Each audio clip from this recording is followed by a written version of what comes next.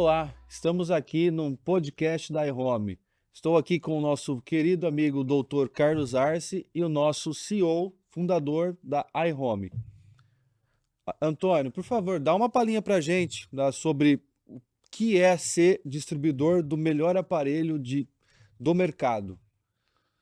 Olá, Antônio Neubauer, da iHome. Nós somos os distribuidores exclusivos da Heidelberg no Brasil e estamos aqui com grande prazer recebendo o Dr. Carlos Arce, que é um especialista de mais de 30 anos no Brasil em córnea e todo o segmento anterior. Vai dar várias dicas importantes para a gente sobre a tecnologia do Antiриon e o que ele pode ajudar em diversos diagnósticos e principalmente na comemoração, não seria comemoração, mas na edição do Junho Violeta sobre a conscientização do ceratocone. Dr. Carlos. Dr. Carlos, por favor, como o Antônio disse, nós temos o Junho Violeta, a conscientização sobre ceratocone. Queria que o doutor se apresentasse, desse uma palhinha para a gente. O que é o ceratocone? Obrigado pela oportunidade de poder estar aqui em Ribeirão Preto com vocês. Realmente, o Antiриon é o equipamento do presente e do futuro. Nós temos um equipamento com tecnologia de primeira linha.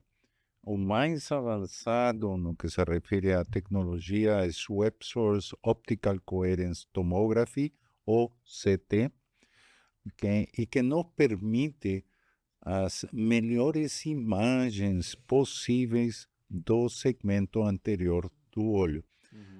Porém, se bem está reconhecido como imagens do olho, é menos conhecido como diagnóstico de ceratocone com doenças da córnea.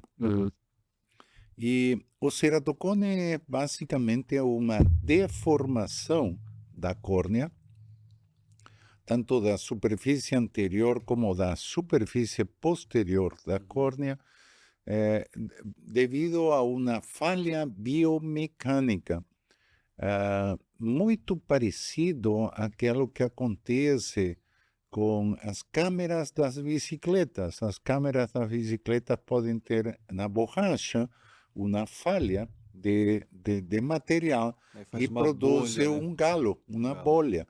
Não? Então, esse tipo de falha mecânica no material poderia eventualmente ser traduzido ao que acontece na córnea. A córnea é a parte mais anterior, transparente do olho.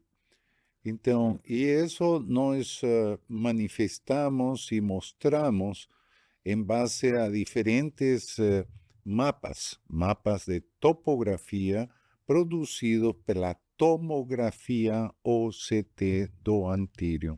OCT, Optical Coherence Tomography. Então, estou a dispor para poder mostrar como o Antiриon nos informa os dados da córnea em um paciente com ceratocone. Certo. Então, doutor, por gentileza, nos mostre como que a gente tem que interpretar, como que a gente consegue ver quão bom é esse aparelho com relação à ceratometria, né? O ceratocone, que a gente consegue ver. Você consegue nos dar uma palhinha, como é que interpreta esses mapas? Por que é tão visível assim nesse aparelho? Sim, nós temos que entender, em primeiro lugar, o tradicional. Desde a época dos primeiros tomógrafos da córnea, nós temos o costume de mostrar a córnea com um mapa de curvatura anterior axial, com um mapa de paquimetria que nos mostra a espessura da córnea e com dois mapas de elevação. Estes mapas de elevação são mais topografia que os próprios mapas de curvatura, porque isto corresponde aos níveis correspondentes na córnea, muito parecido ao que acontece com uma topografia desse prédio. Não, estamos em que andar? Sexto, sétimo, décimo andar. Então, no décimo andar, se o nível 0 é a rua, nós vamos a ter provavelmente uma cota, se fala em espanhol, acho que em português também, mais 20 metros ou mais 30 metros. Então, esse valor está mostrado aqui nesse mapa em relação ao valor 0, que é a referência e se chama BFS, ou Best Fit Sphere, melhor esfera possível. Então, esses mapas nos estão dando realmente a altura de quanto é o galo. Por exemplo, nós podemos observar pelas cores, ok, que na superfície posterior essa cor é mais vermelha e aqui está mais laranja na anterior. Que significa isso? Que a superfície posterior está muito mais elevado o galo.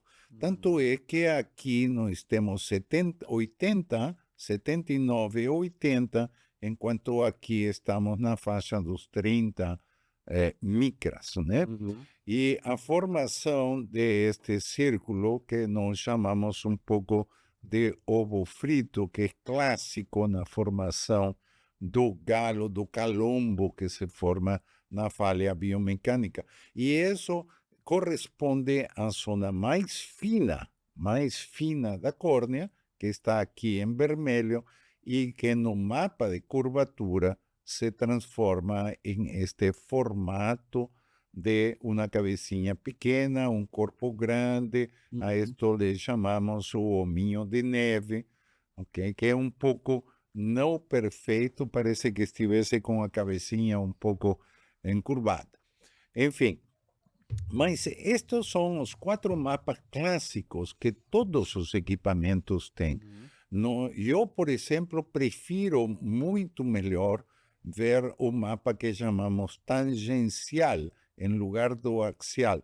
Observem que a imagem ficou menor, porque este é o tamanho real da área com problema.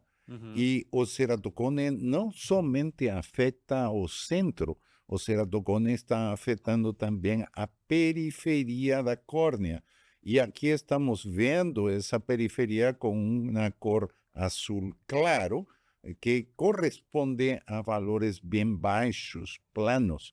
Então, se nós começamos a fazer-nos uma abstração de imagem, o centro tem um galo bem para frente, protruído, mas a periferia é relativamente plana. Então, imagina um pouco um bico de mamadeira, não? Para tentar fazer uma imagem que corresponde à zona mais plana. Agora, este equipamento nos produz muitas outras informações. Como vimos anteriormente, a superfície posterior é mais notório o problema que na superfície anterior da córnea. Então, eu prefiro colocar nesse mapa a superfície posterior e deixar este outro mapa para a surpresa, que seria o epitélio, a espessura do epitélio. Recentemente, múltiplos trabalhos lhe estão dando uma importância ao epitélio, okay? Porque na zona do galo se produz um afinamento que aqui se vê perfeitamente com o amarelo, laranja e o vermelho.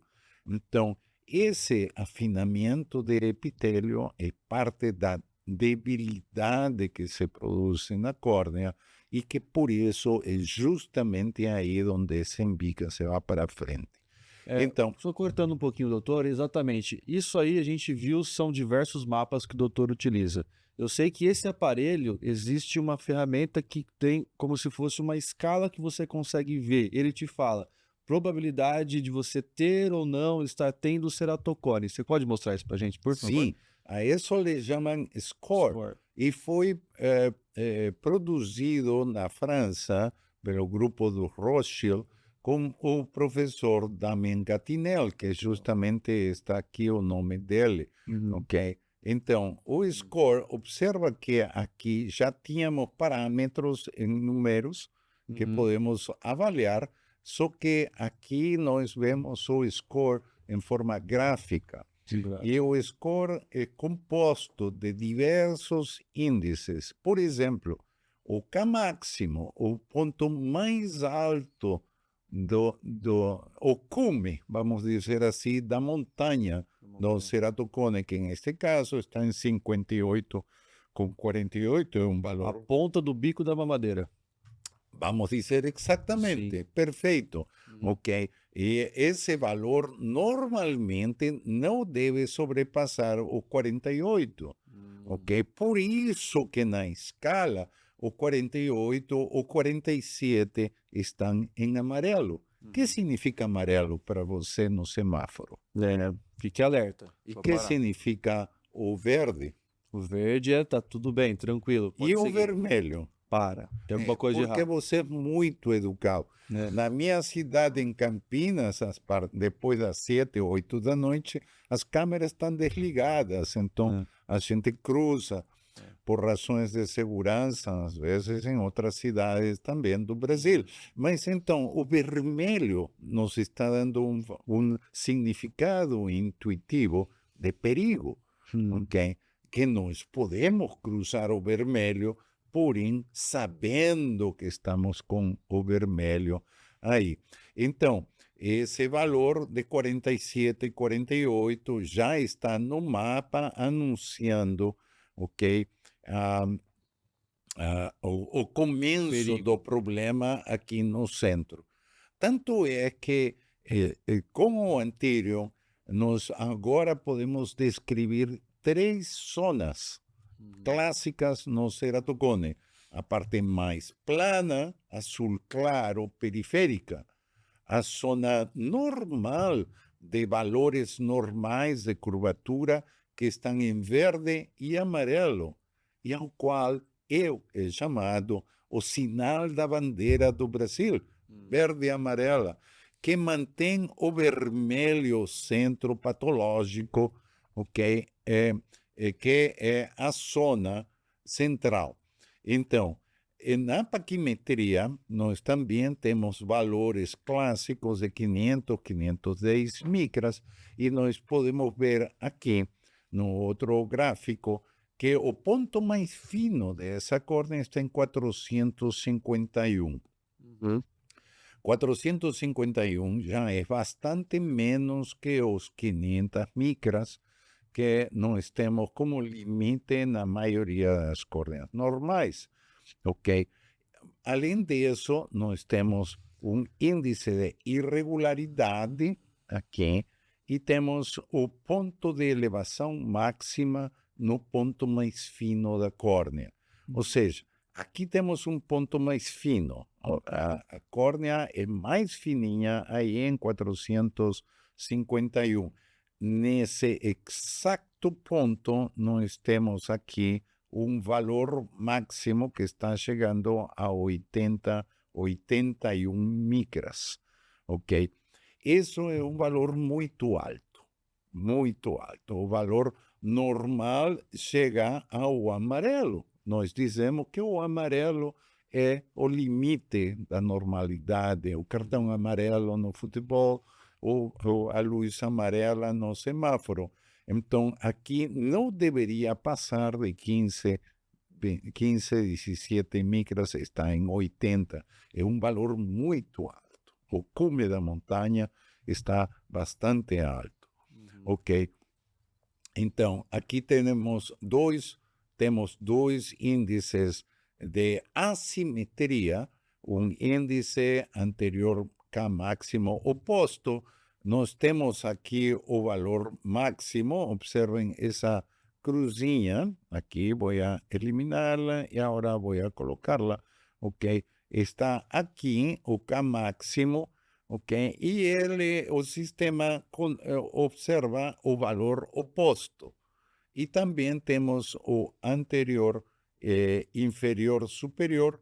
A esto se le dio un nombre de índice de Rabinovich por Jaron Rabinovich, un oftalmologista en California que falleció recientemente, un pionero no estudio de ceratocone, y este es el índice clásico de asimetría, donde a barriga está en bajo y encima está más deprimido.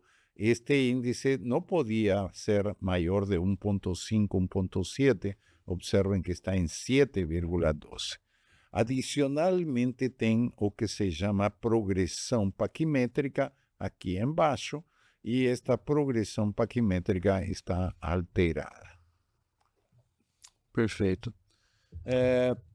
Depois dessa aula maravilhosa que o doutor, bem superficial, nós sabemos que a gente pode aprofundar ainda mais sobre ceratocone. A gente quis trazer realmente para você que está assistindo a gente uma palhinha do que é essa doença que ocasiona as pessoas. Você quer completar alguma coisa? Pode falar. Sim, sim. Os convênios, por exemplo, obrigam a gente a confirmar de que o ceratocone evoluiu para aprovar determinados procedimentos de tratamento do ceratocone, como, por exemplo, crosslink. Crosslinking é um procedimento que agora nós conseguimos parar a evolução do ceratocone. Pois é, este é o primeiro equipamento onde eu consigo avaliar em forma múltiple, a progressão do ceratocone, tanto em gráfico como em mapas comparativos. Aqui temos do olho direito, em curvatura. E aqui é muito fácil de entender. O que está em amarelo piorou, o que está em azul diminuiu, o que está em verde manteve. Então, nós podemos ver que a zona amarela em curvatura piorou. Isso significa que se eu comparo o exame que foi feito em dezembro com o exame que foi feito em março, visualmente pode ser muito difícil enxergar a evolução. Porém, se nós observamos neste tipo de mapa, igual acontece na elevação, o amarelo aumentou, o verde manteve, o azul diminuiu, e na paquimetria aqui também temos isso. Só que este equipamento nos pode observar muito fácil. Por exemplo, aqui o follow-up, nós temos aquilo que foi agora em dezembro, aqui em março, e aqui vemos a evolução, e nós podemos trocar os mapas respectivos, e avaliar as diferentes progressão do ceratocone, aqui anterior BFS, vemos aqui a zona amarela, que legal. e Então, quer dizer, especialmente o primeiro mapa está mostrando uma visita, e uma visita mais pós ela, mais tardia, e aqui eu tenho a diferença. A diferença dos dois. Então, para os auditores dos convênios, isto é uma simpleza muito fácil de mostrar, não somente que a doença progrediu para o paciente, mas também para nós poder autorizar os procedimentos como o crosslinking, por exemplo. Entendi. Maravilha, perfeito. O senhor sabe me dizer, doutor Carlos, o senhor com certeza sabe, mas assim, a comparação entre a tecnologia de OCT em micras comparado com o que já existe no mercado. Existe uma diferença grande? Existe. Existem vários tipos de equipamentos no mercado. Enquanto o anterior, quanto tempo tem? 2 anos, 3 anos, talvez. Existe o primeiro protótipo de todos estes equipamentos, não sei se podemos mencionar nomes, mas com o qual eu comecei a trabalhar na Escola Paulista de Medicina, em São Paulo, a começo da década dos 2000, 2001, 2002. esse equipamento é o protótipo de todos os que vieram depois, ok? Muito pouca gente utiliza, mas é um equipamento muito bom ainda. Depois veio um equipamento de origem alemã que se fundamenta no que se refere à fotografia Scheimpflug, ok? A fotografia Scheimpflug é um conceito muito simples. Se eu estou enfocando você assim direto, o que está atrás de você fica fora de foco, né? Mas se eu me coloco de lado, eu consigo estender a profundidade de foco em você. Esse tipo de inclinação na visão da imagem produz que nós consigamos ver uma imagem nítida na frente e outra um pouco atrás. Então, se nós nos vamos a uma imagem da córnea, como podemos ver aqui, nós vamos a ter uma superfície anterior e uma superfície posterior, igualmente a superfície anterior do cristalino. Então, essas duas imagens, anterior e posterior da córnea, podem estar em foco com o sistema Scheimpflug. Ok. Agora, este sistema Scheimpflug é provavelmente o mais popular atualmente. Foi superado com outra tecnologia complementar que se chama topografia de Plácido, ok?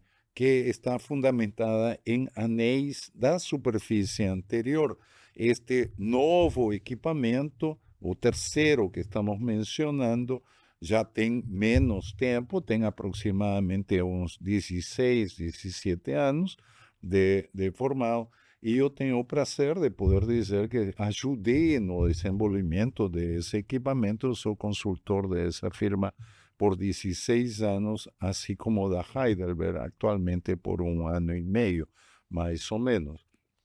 Ok, então, esta tecnologia Scheimpflug tem uma capacidade, uma resolução de aproximadamente 30 a 50 micras. O CT produz o mesmo que o Scheimpflug, somente porque reconhece a superfície anterior, reconhece a superfície posterior e ele deriva a espessura pela distância entre as duas superfícies, ok? Só que tem uma resolução 10 vezes maior, de 3 a 5 micras, enquanto que uma é como ver pixels, né? Uma fotografia de pixels mais grossa, são quadrados, a outra é uma fotografia muito mais fina, mais precisa, né? Então, a resolução, a qualidade da informação, a qualidade dos dados é 10 vezes melhor com a tecnologia OCT Swept Source do Antírio. Mais ou menos como dizer que a gente passou da televisão analógica para digital, que teve uma resolução muito maior. Não sou engenheiro, mas é uma analogia que poderíamos eventualmente utilizar, não? De passar da era analógica para a era digital. Sim. Por isso que falo que atualmente este tipo de equipamento é o equipamento do presente e do futuro. É o novo Gold. O senhor diria que ele será o novo Gold Standard. É o que tudo indica. É o que tudo indica, efetivamente. Tecnologia custa. Sim. Lamentavelmente tem um custo, né?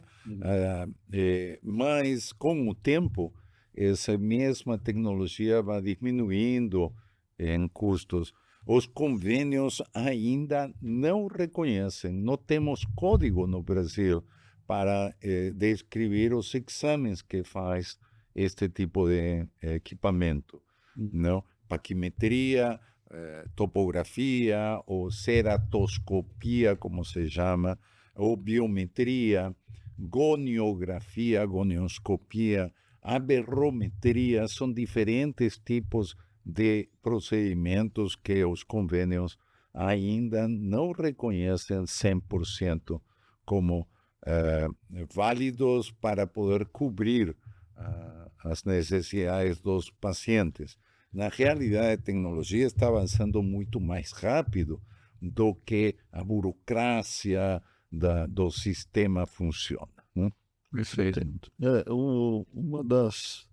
Hoje em dia, inclusive, as empresas têm buscado para até facilitar e diminuir o investimento dos médicos, é fazer uma plataforma que possa agregar mais tecnologia dentro de uma plataforma só, né?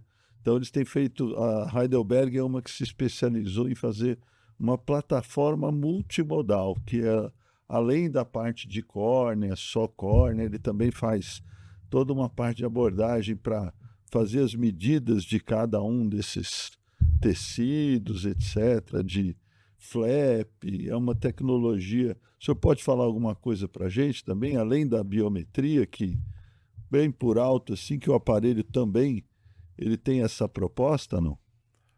Sim, definitivamente. A indústria é danada, viu?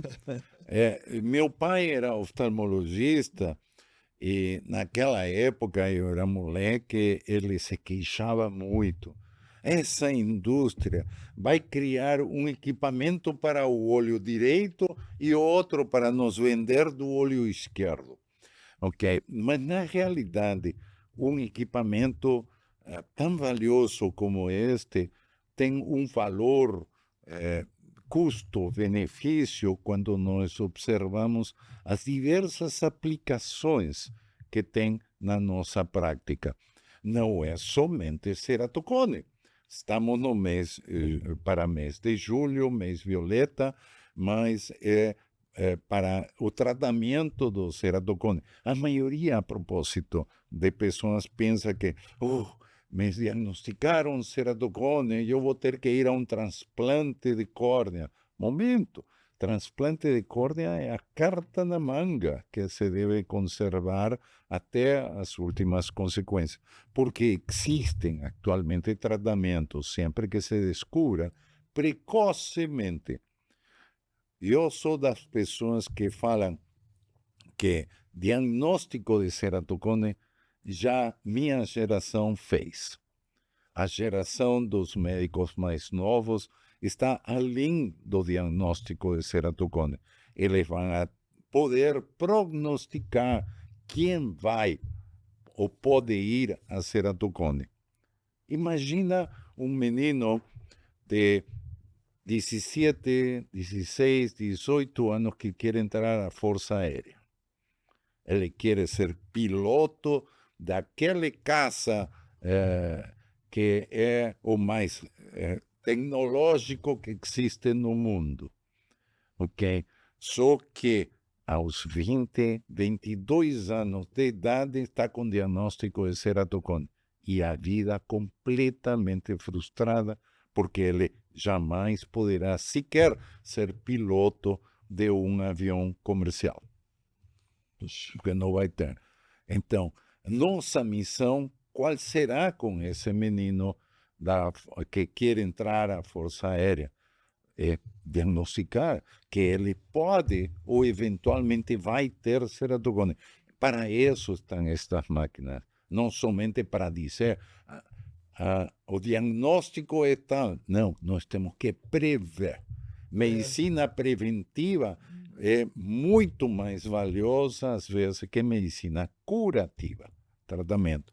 Então, nós temos aqui não somente as imagens as quais nós podemos Eu queria que o doutor abrisse pra avaliar. gente. A gente tem uma imagem daí nesse Numetrics, né, que é um dos módulos dele, que mostra bem uma córnea irregular. O doutor queria que ele analisasse aquela córnea. O doutor pode até aqui com Sim, vocês? antes disso, talvez valeria a pena mostrar isso. Este é o primeiro equipamento que eu observo que diagnostica e identifica estes pontinhos amarelos aqui e a linha de união entre ambos. A esto le chamamos esporão escleral. Acontece que justamente por aqui é por onde drena o líquido interno do olho.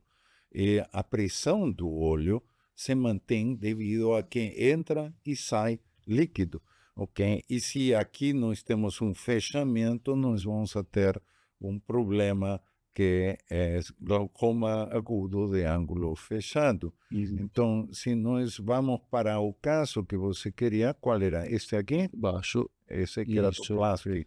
Este é um caso muito interessante, onde, devido a o edema de córnea, porque houve falência nos tecidos internos do endotélio, ok? Antigamente, o único que podíamos fazer era trasplantar toda a córnea.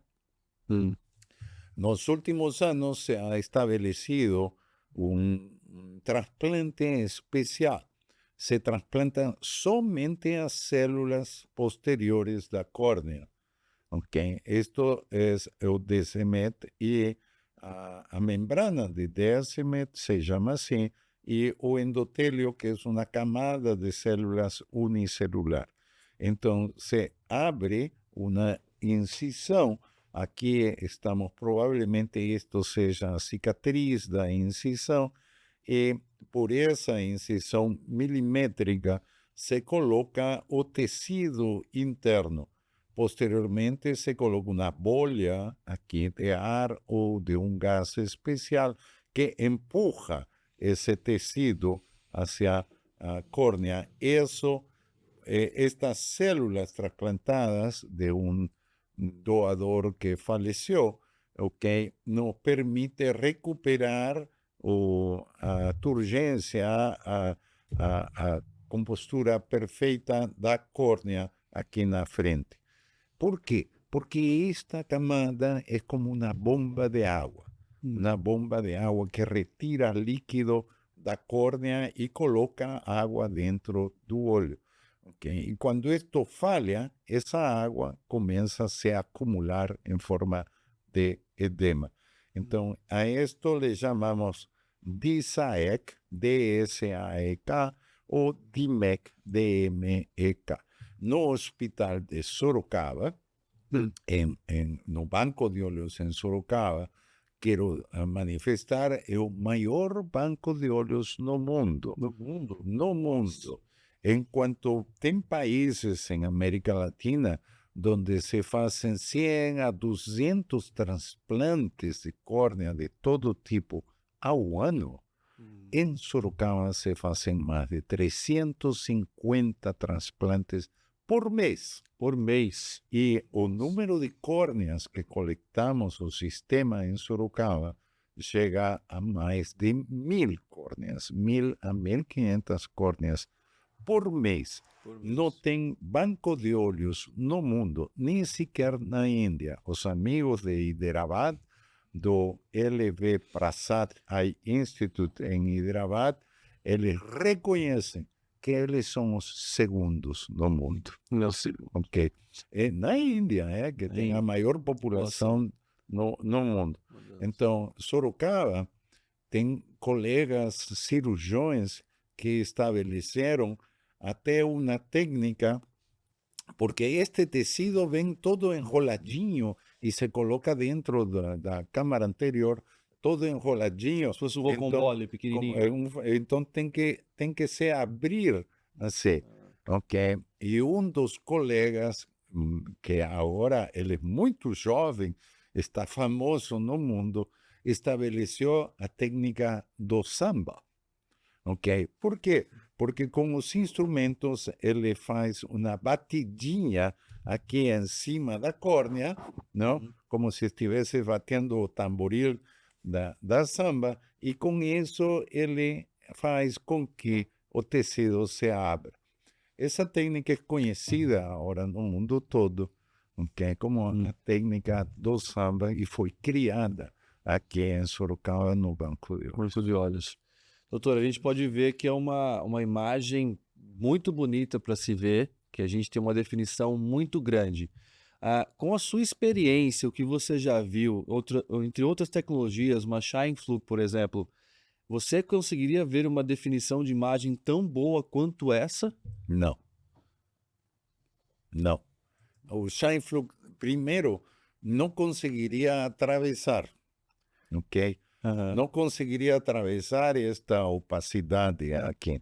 Uhum. Observem que aqui atrás, este olho é um pseudofásico, Uhum. porque aqui estamos vendo as bordas da lente intraocular que já foi colocado nessa. Estamos medindo o tamanho do olho, 22,06.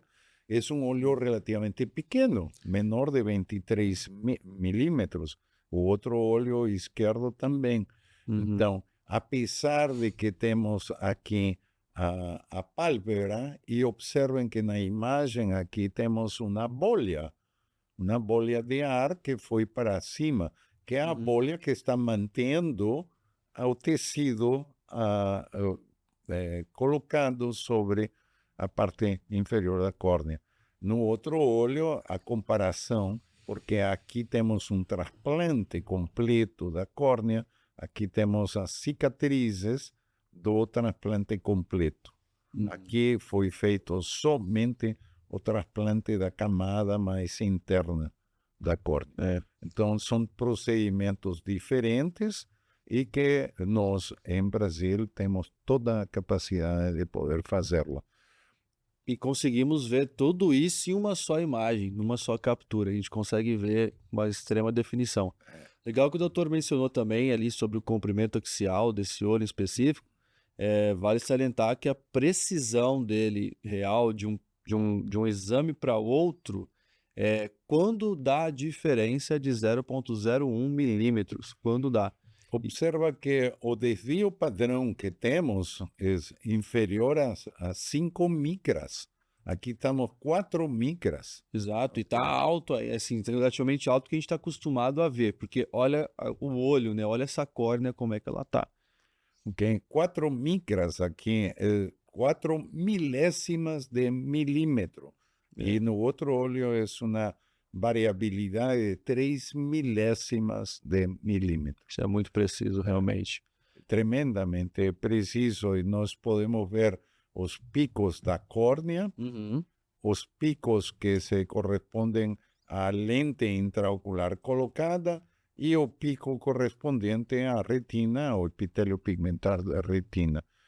Isto nos va a trazer novas fórmulas de cálculo de lente intraocular, o reconhecimento a donde ficou a lente intraocular depois de ser colocada, ¿no? Este equipamento nos permite visualizar o futuro no que se refere à cirurgia de catarata também.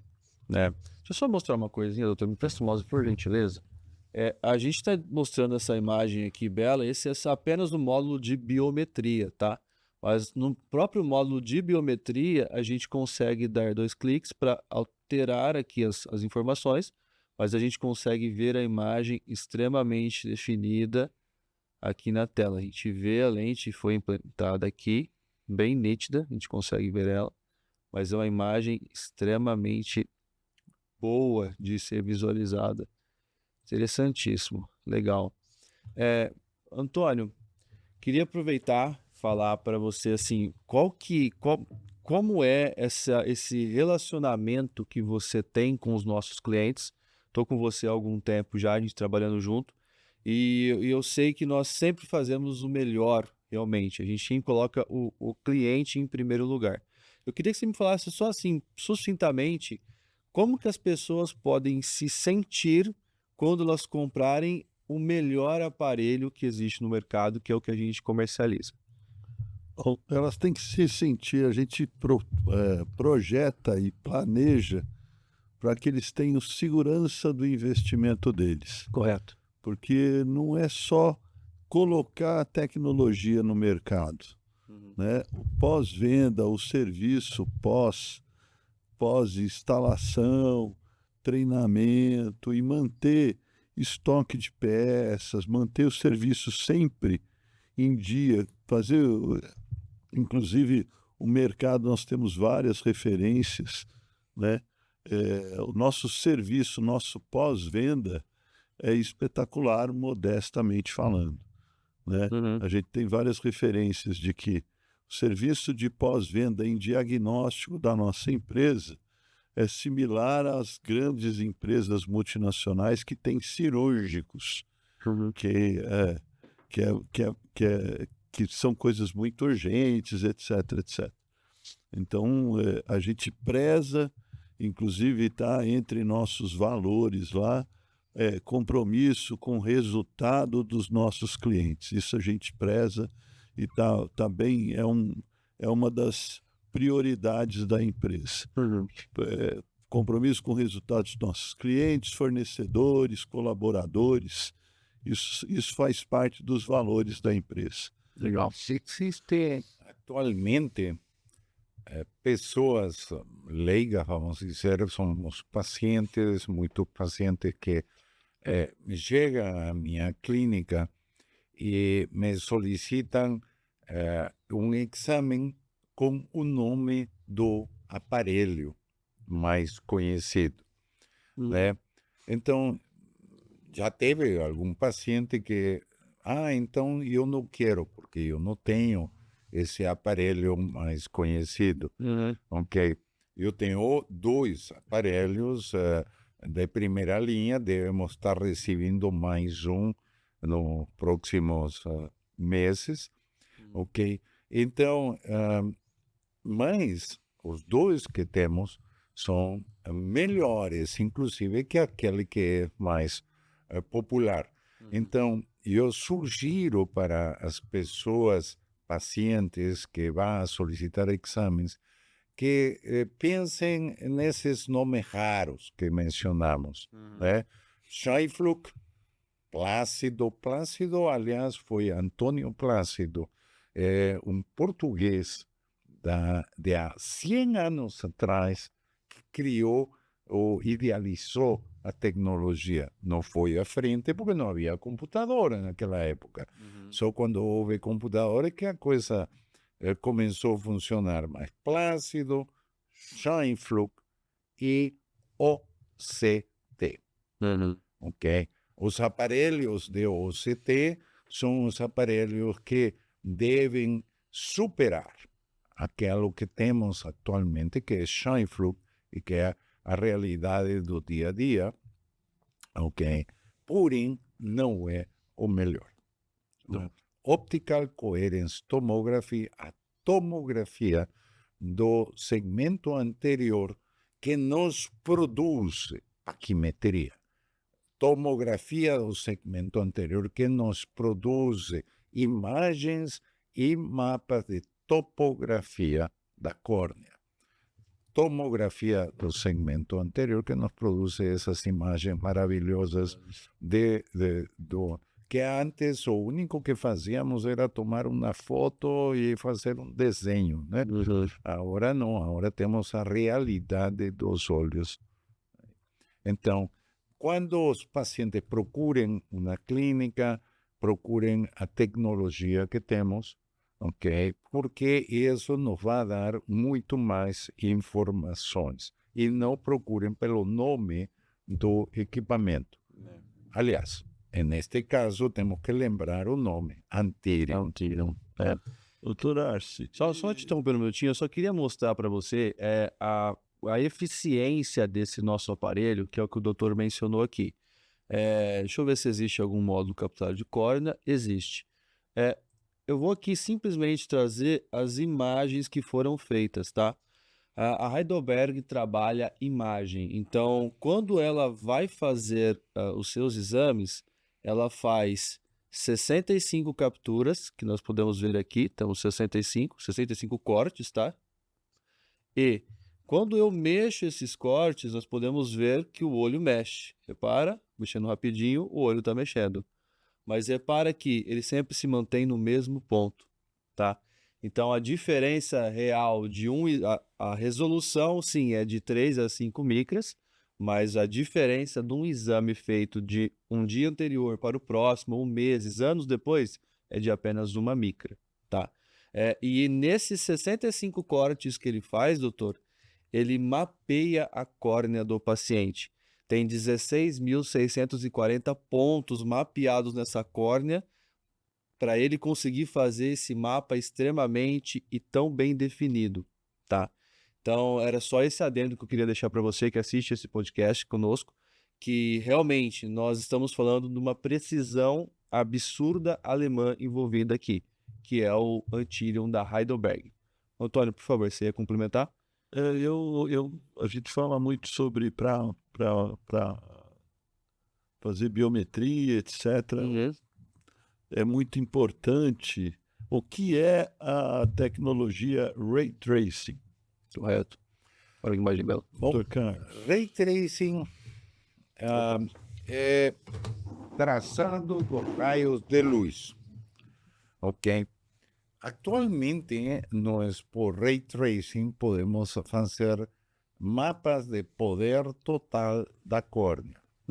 É muito diferente falar a curvatura de uma superfície que o componente óptico, a óptica total de toda a córnea. Quando nós temos uma lente em óculos, não somente temos a superfície anterior, temos a superfície anterior, a espessura, a superfície posterior da lente dos óculos ou de uma lente de contato, ok? Então, igualmente, nós podemos tratar a córnea como duas superfícies, anterior, posterior, ok?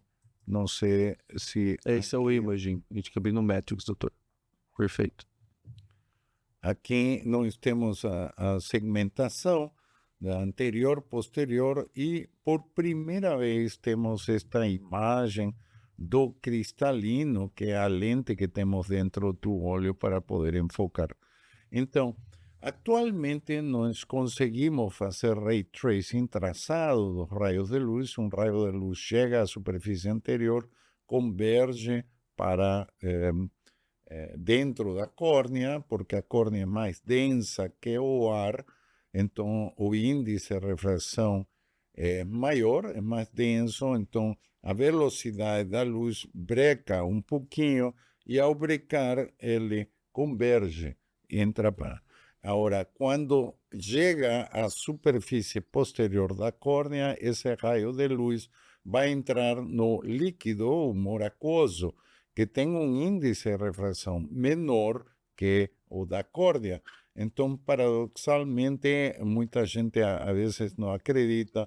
Quando chega aqui, o raio de luz diverge um pouquinho, e posteriormente, quando chega à superfície anterior do cristalino, é onde vai converger e vai cruzar para formar posteriormente a imagem na retina, a projeção da imagem na retina.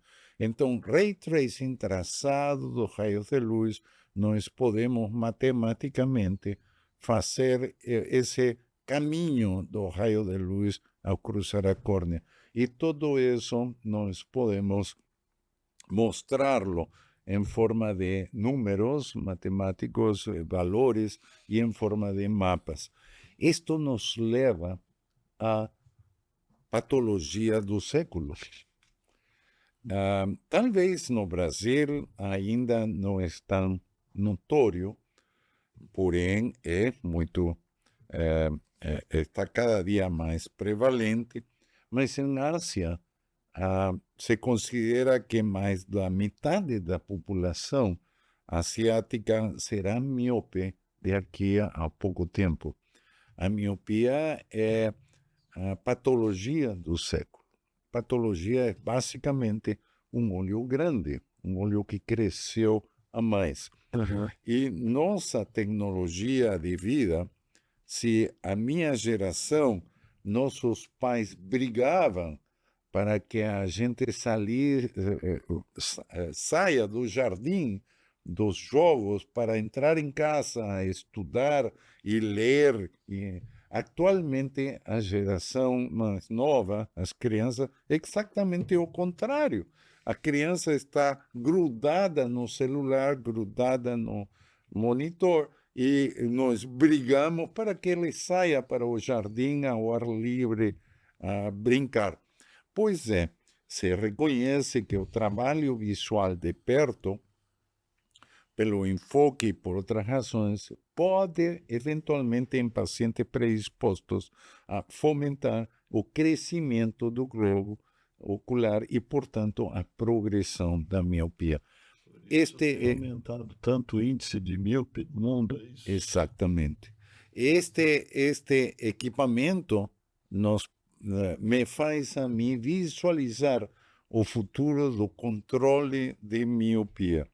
Sou fundador da Academia Brasileira de Controle de Miopia e Ortoceratologia, que é fundamental e tem o labor e o papel de ensinar a todo mundo que o controle de miopia deve ser guiado por médico oftalmologista e não por leigos ou não médicos. Perfeito.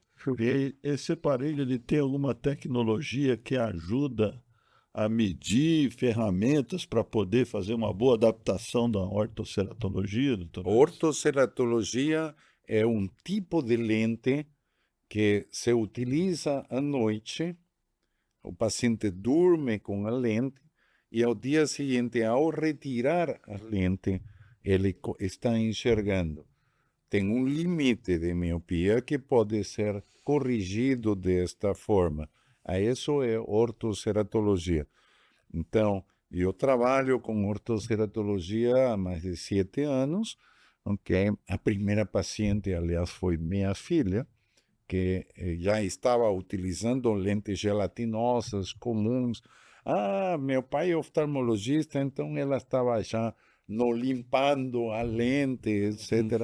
Eu não queria operar e comecei com esta técnica de colocar uma lente de contato aqui na frente da córnea, o paciente dorme e essa lente remodela a córnea, tal e qual como se fosse uma cirurgia de miopia. Só que é transitório.